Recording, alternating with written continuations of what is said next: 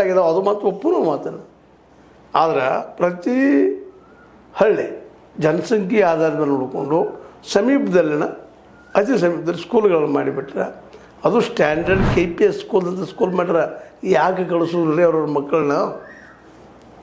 ಈ ಕೆಲಸ ಇವತ್ತು ಆಗಬೇಕಾಗಿದ್ದು, ಇದನ್ನು ನಾವು ಮೆಂದು ಹೇಳುವಂಥದ್ದು ಮಾಡಬೇಕಾಗಿದ್ದು. ಈಗ ನೋಡ್ರಿ, ಇರುವ ಅಗದಿ ಕಡಿಮೆ ಸಾರಿಗಳದಾವ. ಅದಕ್ಕೆ ಈಗ ಅದು ಗಡಿನಾಡಿನಲ್ಲಂತೂ ಇನ್ನೂ ಭಾಳ ಹೇಳೋಂಗಿಲ್ಲ. ಬರೀ ಬೆಳಗಾವಿದಷ್ಟೇ ಅಲ್ಲ, ಇನ್ನುಳಿದ ಕಡೆಗಳಲ್ಲೂ ಸಹ ತೆಲಂಗಾಣ ಗಡಿ ಆಗಿರ್ಬೋದು, ತಮಿಳುನಾಡು ಗಡಿ ಆಗಿರ್ಬೋದು, ಮಲಯಾಳಂ ನಮ್ಮ ಕೇರಳದ ಗಡಿ ಆಗಿರ್ಬೋದು, ಎಲ್ಲ ಕಡೆಯೂ ಪಾಪ ಇದು ಕೊಂಕಣಿ ಗಡಿ, ಗೋವಾ ಗಡಿ ಆಗಿರ್ಬೋದು. ಪಾಪ ಕಾಡಿನಲ್ಲಿರುವಂಥ ಮಕ್ಕಳಿಗೆ ಕಲಿಯೋ ಅವಕಾಶಗಳು ಇಲ್ದಂಗೆ ಆಗ್ಯದ.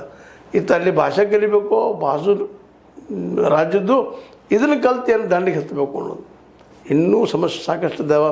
ಇಂಥ ಸರ್ಕಾರಿ ಸ್ಕೂಲ್ಗಳಿಗೆ ಇವತ್ತು 72,000 ಶಿಕ್ಷಕರನ್ನು ಹೋಗಬೇಕಾಗ್ಯದ. ಇನ್ನೂ ಹೆಚ್ಚಾಗ್ತದೆ, ಕಡಿಮೆ ಆಗೋದಿಲ್ಲ. ಅದು ಇನ್ನೂ ಆಗ್ತಾಯಿಲ್ಲ. ಹಾಗೂ ಸಾಧ್ಯತೆಗಳಿದ್ದಾವೆ ಅಂತ ಹೇಳೋಕ್ಕೆ ಆಗೋದಿಲ್ಲ. ಯಾಕಂದರೆ ಇವು ಖರ್ಚು ಮಾಡೋದು ಬರೀ ₹2. ಒಂದು ₹100 ಅಂದರೆ ₹2 ಶಿಕ್ಷಣ ಖರ್ಚು ಮಾಡ್ತಾರೆ. ಅದು ಪೇಮೆಂಟ್ಗೆ ಹೋಗಿಬಿಡ್ತದೆ.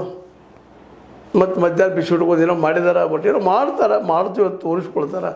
ಆದರೆ ನಿಜವಾಗಿ ಡೆವಲಪ್ಮೆಂಟ್ ಇಲ್ಲ. ಅದೇ ಕಾಲಕ್ಕಿಂತ ಗಡಿ ಭಾಗದಲ್ಲಿ, ಬೆಳಗಾವಿ ಗಡಿ ಭಾಗದಲ್ಲೇ 4,921 ಶಿಕ್ಷಕರ ಕೊರತೆ ಅಂತ ಗಡಿ ಭಾಗದಲ್ಲಿ. 4,921 ಬೆಳಗಾವಿ ಶೈಕ್ಷಣಿಕ ಜಿಲ್ಲೆಗೆ ಏನಪ್ಪ ಅಂತಂದ್ರೆ 1,358 ಶಾಲೆಗಳದಾವ ಬೆಳಗಾವಿ ಶಿಕ್ಷಣ ಕ್ಷೇತ್ರದಾಗ. ಅದ್ರಾಗ 7,957 ಶಿಕ್ಷಣ ಹುದ್ದೆಗಳು ಮಂಜೂರಾಗ್ಯಾವ.